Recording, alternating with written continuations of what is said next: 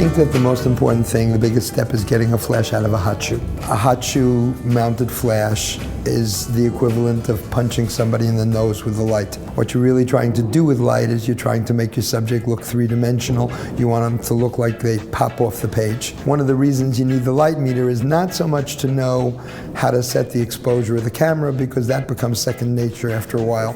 But what you're really interested in is finding out how one light compares to the other, because you want to know which light is stronger, which light is weaker, and once you know that, you can use that information to accentuate parts of your subject and hide other parts of the subject.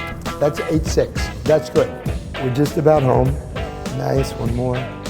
In-camera meters measure reflective light. Once the light hits the subject and is reflected back at an in-camera meter, the thing that happens in the act of it being reflected is that the color of the subject affects how much of it is reflected back. Professional meters today, most of them, measure incident light, which measures the light before it hits the subject. So you actually get to measure the real light, and it's always consistent, because it doesn't matter if it's being reflected off of a black suit or a white dress or a yellow dress for that matter. It's very infrequent that I use my meters in my camera.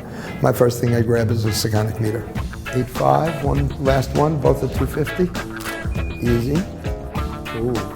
That was good, that was good. A meter, basically, once you learn to use them, it allows you to pre-visualize what the photograph is going to be like. It means the difference between the shadow side of your subject being visible or being an inky black hole. And one of the ways to accomplish that is to be using a light meter and to measure each one of your light sources individually. It's f8.1, got it? But now I walked around to the side, and it's 8.4 because I was blocking that light. My goal in my life is to do as little Photoshop work as possible. I make money when I'm shooting pictures. Nobody pays me anything extra to correct my mistakes. I live with my Sekonic meter. There's just no doubt about it.